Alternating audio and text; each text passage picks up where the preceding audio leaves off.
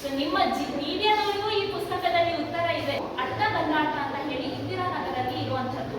So ಅದಕ್ಕಾಗಿ ರಿಲೀಸಿಗೆ ಮುಂಚೆ ಹೆಸರನ್ನ ಹೇಳ್ಬೋದಾ ಇಲ್ವಾ ಅಂತ ಹೇಳಿ ಕನ್ಫರ್ಮೇಶನ್ ಇದ್ದಿಲ್ಲ, ಅದಕ್ಕಾಗಿ ಹೆಸರನ್ನ ಹೇಳಿರಲಿಲ್ಲ. ಈ ಪುಸ್ತಕದ ಹೆಸರು ಮೀಡಿಯಾ ಎಕ್ಸ್ಕ್ಲೂಸಿವ್ಲಿ ಮೀಡಿಯಾಗೋಸ್ಕರ ಹೇಳ್ತಾ ಇದ್ದೀನಿ, the Wanderer who owns the world ಅಂತ. ಒಬ್ಬ ಭಿಕ್ಷುಕ ಯಾರು ತನ್ನ ಜಗತ್ತನ್ನ ಆ ಮೆಟೀರಿಯಲಿಸಮ್ ಅನ್ನ ಯಾರು ಬಿಡ್ತಾನೋ ಎಲ್ಲವನ್ನ ಪಡಿತಾನೆ ಅಂತ ಹೇಳಿ ಪುಸ್ತಕ ಇರುವಂತದ್ದು. ಸೊ ಇನ್ನೊಂದು ವಿಚಾರ ಹೇಳಬೇಕಾಗಿರುವಂಥದ್ದು, ನಿಮಗೆ ಫಾರ್ಮರ್ ಇಸ್ರೋ ಚೇರ್ಮನ್ ಅವ್ರಿಗೆ ಗೊತ್ತಿರಬಹುದು, PS ಕಿರಣ್ ಕುಮಾರ್ ಅಂತ. ಅವರು ಗುರುಗಳ ದರ್ಶನವನ್ನ ಪಡ್ಕೊಂಡಿದ್ರು.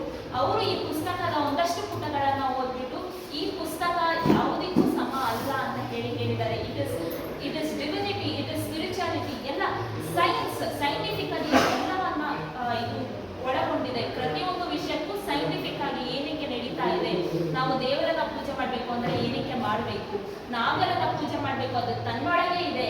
ಎಲ್ಲ ಒಂದು ವಿಷಯವೂ ಕೂಡ ಈ ಪುಸ್ತಕದಲ್ಲಿ ಸೈಂಟಿಫಿಕ್ ಆಗಿ ಉತ್ತರ ಕೊಟ್ಟಿದ್ದಾರೆ. ನಿಮ್ಮ ಮುಂದೆ ಈ ರೀತಿಯಾಗಿ ನಾನು ಮಾತಾಡಬಹುದು ಅಂತ ಅಂದ್ರೆ I know what hormones R releasing right now, ಯಾವ ಹಾರ್ಮೋನ್ ನನ್ನಲ್ಲಿ ರಿಲೀಸ್ ಆಗ್ತಾ ಇದೆ ಅಂತ ಹೇಳಿ ನನಗೆ ಚೆನ್ನಾಗಿ ಗೊತ್ತಿದೆ. ಪುಸ್ತಕ ಇದಕ್ಕೆ ಕಾರಣ ಪುಸ್ತಕನೇ. ಸೊ ನಾನು ಇನ್ನೊಂದು ವಿಚಾರ ಹೇಳಬೇಕು, ಗುರುಗಳ ಬಗ್ಗೆ ನಿಮ್ಮ ಯಾರಿಗೂ ಗೊತ್ತಿರೋದಿಲ್ಲ, ಮೀಡಿಯಾದಲ್ಲಿ ಗುರುಗಳು ಜಾಸ್ತಿ ಬರೋದಿಲ್ಲ. ಬಿಕಾಸ್ ಗುರುಗಳದ್ದು ಗುಪ್ತ ಪರಂಪರೆ. ಗುರುಗಳು ಮೂಲತಃ ಕೇರಳದಿಂದ ಬಂದಂಥವರು.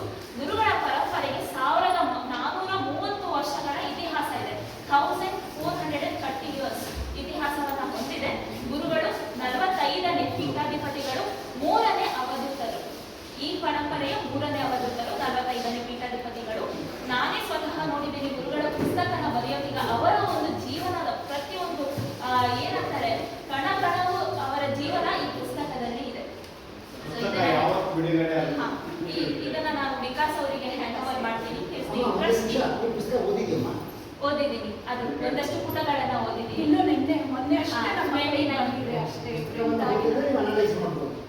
yes ಓದಿದ್ದೀನಿ. No, I have read.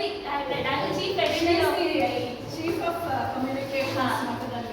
So she was also a part of this.